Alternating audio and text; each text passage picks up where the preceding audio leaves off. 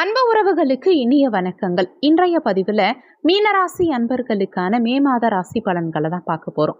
இந்த மாதத்துல கிரகநிலைகள் உங்க வாழ்க்கையில என்ன மாதிரியான மாற்றங்களை உண்டாக்க போகுதுங்கிறத தெளிவாகவும் விரிவாகவும் இந்த பதிவுல பார்க்க போறோம். கொஞ்சம் கூட வீடியோவை ஸ்கிப் பண்ணாம முடிஞ்ச வரைக்கும் முழுமையா பார்க்க முயற்சி பண்ணுங்க. வாங்க வீடியோக்குள்ள போலாம். ஒரு சின்ன வேண்டுகோள். போன வாரம் 2026ஆம் ஆண்டு தமிழக முதலமைச்சரா யார் வருவாங்க, யார் ஆட்சி அமைப்பாங்கன்னு ஒரு வீடியோ பதிவிட்டிருந்தோம். வீடியோ ஆரம்பத்துல ஒவ்வொரு தலைவர்களுடைய சுயஜாதகத்தையும் அலசி ஆராய்ந்து அவங்க ஜாதகத்துல இருக்கும் நல்ல விஷயங்களை, பாசிட்டிவான விஷயங்களை மட்டும் தான் சொல்லியிருப்பேன்.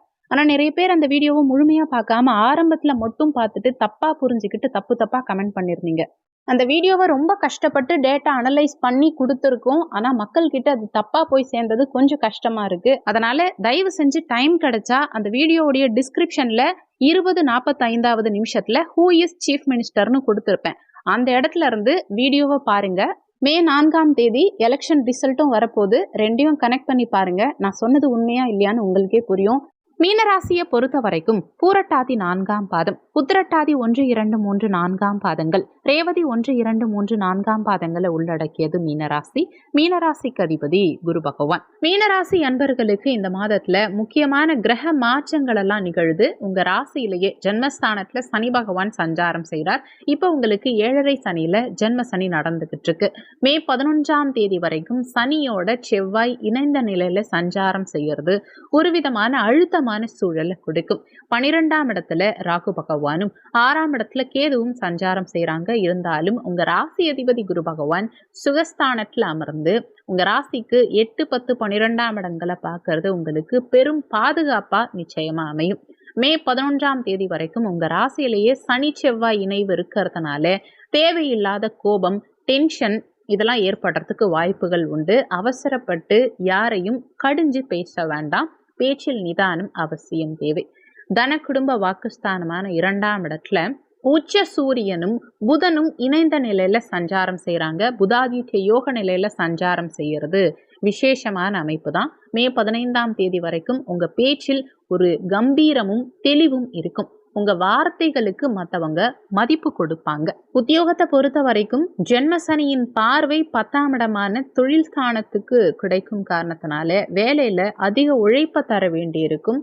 சோம்பலை தவிர்த்து சுறுசுறுப்பா செயல்பட வேண்டியது அவசியம். குரு பகவானுடைய பார்வை 10ஆம் இடத்துக்கு கிடைக்கும் காரணத்தினால உத்தியோகத்துல இருந்த சிக்கல்களெல்லாம் இந்த காலகட்டத்துல நீங்கும். மே 12ஆம் தேதிக்கு பிறகு செவ்வாய் ஆட்சி பெற்று 2ஆம் இடத்துல சஞ்சாரம் செய்யும் காரணத்தினால தொழில் ரீதியா வருமானம் அதிகரிக்க தொடங்கும். தன வருமானம் சிறப்பாகும். புதிய பொறுப்புகள் உங்களை தேடி வரும்.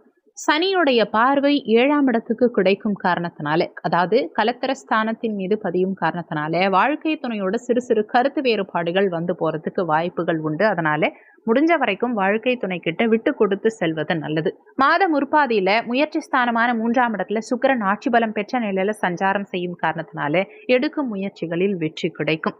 மே 14ஆம் தேதிக்கு பிறகு சுக்கிரன் 4ஆம் இடத்துல குருவோட இணைந்த நிலையில சஞ்சாரம் செய்யும் காரணத்தினால வீட்டில் சுபகாரியங்கள் கைகூடி வரும். வசதியான வீடு, வண்டி வாகனம் வாங்கும் யோகமும் உண்டாகும்.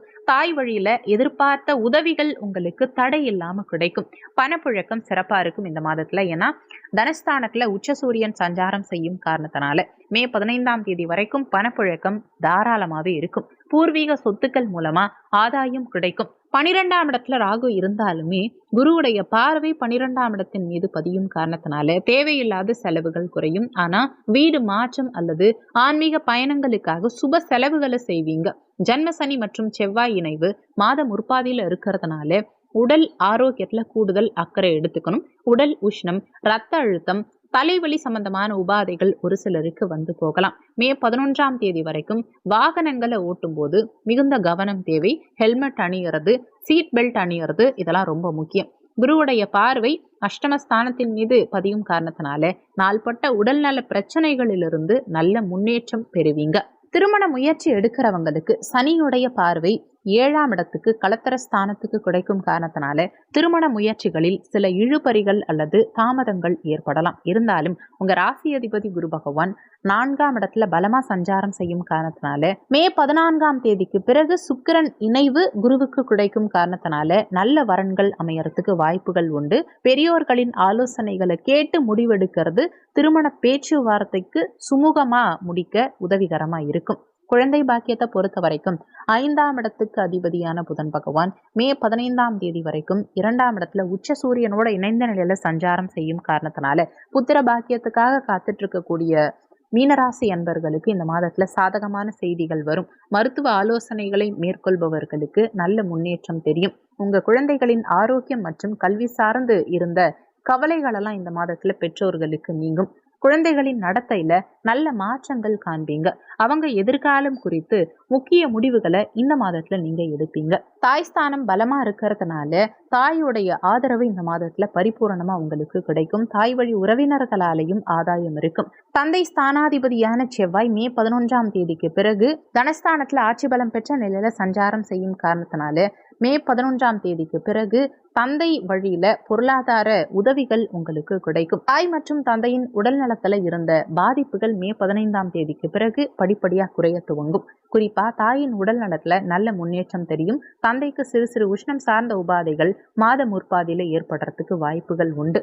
ராகு 12ஆம் இடத்துல இருக்கிறதுனாலையும் சனியின் பார்வை 3ஆம் இடத்துக்கு கிடைக்கும் காரணத்தினாலையும் நண்பர்கள் கிட்ட பழகும் போது சற்று எச்சரிக்கை தேவை. தேவையில்லாத ஜாமீன் கையெழுத்து போடுறத தவிர்த்துக்கணும். இருந்தாலும் அவசர காலங்களில் பழைய நண்பர்கள் உங்களுக்கு கை கொடுப்பாங்க. 7ஆம் இடத்துக்கு சனி பார்வை பதியும் காரணத்தினால கூட்டு தொழில் சார்ந்த விஷயங்கள்ல கொஞ்சம் கணக்கு வழக்குகள்ல கவனமா இருந்துக்கிறது நல்லது. பெரிய முதலீடுகள் செய்யும் போது ஒரு முறைக்கு இருமுறை யோசிச்சு முதலீடுகள் செய்யறது நல்லது. ஓன் பிஸ்னஸ் பண்றவங்களை பொறுத்த வரைக்கும் மே 12ஆம் தேதிக்கு பிறகு செவ்வாய் தனது சொந்த வீட்டுல ஆட்சி பலம் பெறுவதனால சுய தொழில் செய்யறவங்களுக்கு வருமானம் கணிசமா உயரும். நிலுவையில இருந்த பாக்கிகள் எல்லாம் வசூலாகும். புதிய கிளைகள் தொடங்குறதுக்கு அல்லது தொழிலை விரிவுபடுத்துறதுக்கான எண்ணங்களை மே 15ஆம் தேதிக்கு பிறகு கிரகநிலைகள் அதிகம் ஏற்படுத்தும். மாணவ மாணவிகளை பொறுத்த வரைக்கும் இந்த மாதத்துல 4ஆம் இடத்துல அதாவது வித்யாஸ்தானத்துல குரு பகவான் சஞ்சாரம் செய்யறதும் மே 15ஆம் தேதிக்கு பிறகு சுக்கிரன் குருவோட இணைவதும் மாணவர்களுக்கு மிகச்சிறந்த பலன்களை கொடுக்கும். புதாதித்ய யோக அமைப்பு உச்ச சூரியன் பிளஸ் புதன் இணைவு இந்த அமைப்பும் கல்வியில மாணவர்களுக்கு முன்னேற்றகரமான நிலையை கொடுக்கும். மாணவர்களுக்கு கல்வியில இருந்த மந்த நிலை மாறி ஆர்வமும் கவனமும் கூடும். உயர்கல்விக்காக காத்துட்டு இருக்கவங்களுக்கு தகுந்த வாய்ப்புகள் அமையும். கலை மற்றும் ஆராய்ச்சி துறையில இருக்கும் மாணவர்களுக்கு புதிய அங்கீகாரம் இந்த மாதத்துல கிடைக்கும்.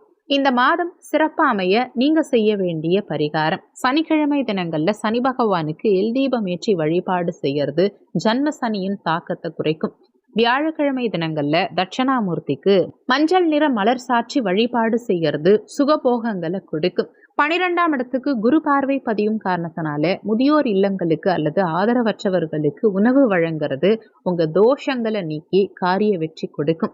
மீனராசி அன்பர்களுக்கு இந்த மாதம் உழைப்பால் உயரும் மாதமா இருக்கும். மே 15ஆம் தேதிக்கு பிறகு சூரியன் 3ஆம் இடத்துக்கு பெயர்ச்சியான பிறகு உங்களுக்கு அதிக துணிச்சலையும் வெற்றியையும் நிச்சயமா பெற்றுக் கொடுப்பார். முக்கியமான விஷயம், வீடியோல சொல்லியிருக்கக்கூடிய பலன்கள் கோச்சார ரீதியிலான பலன்கள். கோச்சார பலன்கள் யாரா இருந்தாலும் வெறும் 20% தான் வேலை செய்யும். மற்றபடி 80% உங்க சுயஜாதகப்படி தான் உங்க வாழ்க்கையில என்ன நடக்கணும் எப்படி நடக்கணுங்கிறது முடிவாகும். உங்க சுயஜாதகத்துல இப்ப என்ன தசா புத்தி நடக்குது, தசாநாதனும் புத்திநாதனும் எந்த நிலையில சஞ்சாரம் செய்யறாங்கிறத பொறுத்து உங்க வாழ்க்கையில நிறைய விஷயங்கள் மாறுபடும்ங்கிறத மனசுல வச்சுக்கணும். சுயஜாதகம் பார்க்க நினைக்கிறவங்க கீழே ஜாதகம் பார்க்கன்னு கொடுத்திருக்க வாட்ஸ்அப் நம்பருக்கு வாட்ஸ்அப் பண்ணுங்க. நன்றி. மற்றும் ஒரு நல்ல பதிவோடு மீண்டும் உங்களை சந்திக்கிறோம்.